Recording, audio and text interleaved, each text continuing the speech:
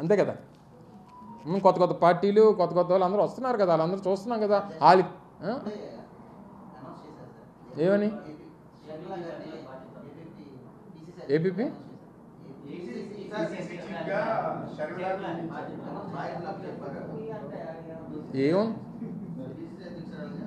ఏముందిలే, కాంగ్రెస్ పార్టీ పాత పార్టీకి కొత్త ప్రెసిడెంట్ అంతే కదా.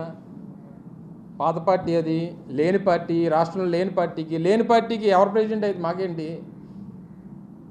అది రాష్ట్రంలో పార్టీ ఉందా చెప్పండి. నాకు తెలిసి మొన్న జరిగినటువంటి ఎన్నికల్లో 0.4% ఎంత వచ్చింది ఆ పార్టీకి, నోటా కంటే తక్కువ వచ్చింది. అటువంటి లేని పార్టీకి లేకపోతే అండి దాని గురించి చర్చించుకోవడం అనవసరం నాకు తెలిసి. అయితే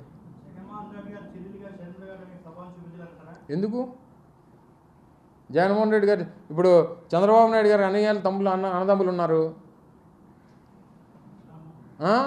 చాలామందికి ఉన్నారు. మోడీ గారికి ఉండుంటారు నాకు తెలిసి. అందరికి ఉన్న వాళ్ళు అందరూ ప్రధానమంత్రులను లేకపోతే అందరూ రాష్ట్రపతులు అయిపోతారు కదా. మరి అలాగైతే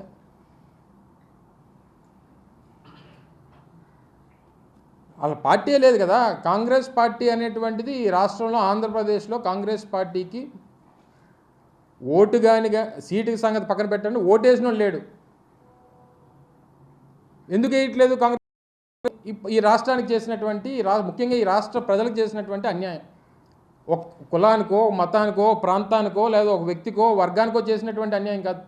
ఈ రాష్ట్రంలో ఉన్నటువంటి 5,30,00,000 మంది ప్రజలకి మనం కలిసి నిర్మించుకున్నటువంటి హైదరాబాద్ కానీ, కలిసి నిర్మించుకున్నటువంటి ఉమ్మడి రాష్ట్రం కానీ,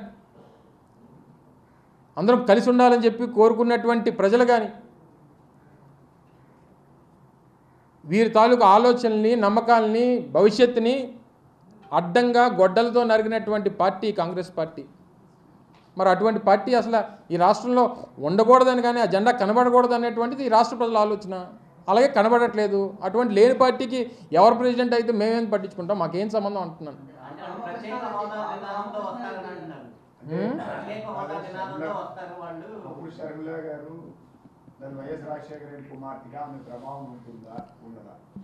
నాకు తెలిసి అయితే 0% అని, నాకు తెలిసి అయితే 0%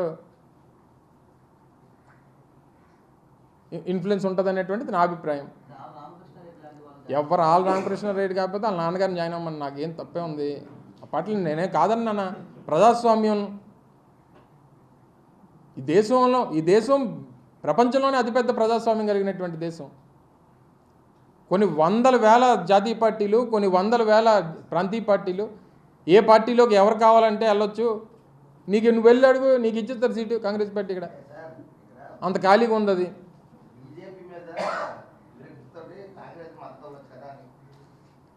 బీజేపీ మీద విరక్తుందా? సర్లే, ఎవరి మీద అలా కదమ్మా. రేపు 10 మంది పోటీ చేస్తారు, 10 మందికి వేయలేవు కదా నువ్వు ఓటు. ఎవరికో ఒకరికే కదా వేయగలవు. ఓటు అనేది నువ్వు ఒకసారి నొక్కగలవు కదా బటను. ఏదన్నా ఎవరి అభిప్రాయాలకు ఉండొచ్చు, నేను కాదనట్లా. ప్రతి రాజకీయ పార్టీకి నేనేదో ఈ రాష్ట్రంలో నేనే ముఖ్యమంత్రిని అవుతానని కానీ ఈ రాష్ట్ర భవిష్యత్తు నా రాజకీయ పార్టీ ద్వారా అవుతుందనేటువంటి నమ్మకం ప్రతి ఒక్కరికి ఉండొచ్చు. కానీ ఎవరు మంచి చేయగలరు, ఎవరు ప్రజలకి మేలు చేయగలరు అనేటువంటి అసలు ఆ పార్టీకి సంబంధించి అసలు లేని పార్టీ గురించి ఎంతసేపు మాట్లాడుకోవడం నాకు తెలియగలుగుతాను. నిన్నటి వరకు ఇంకొక ఆయన ఉన్నారు, ఈరోజు కొత్త వాళ్ళు వచ్చారు. అంతే తేడా. ఏం తేడా పడుతుంది నాకు తెలుసు. సరే అయితే థ్యాంక్ యూ.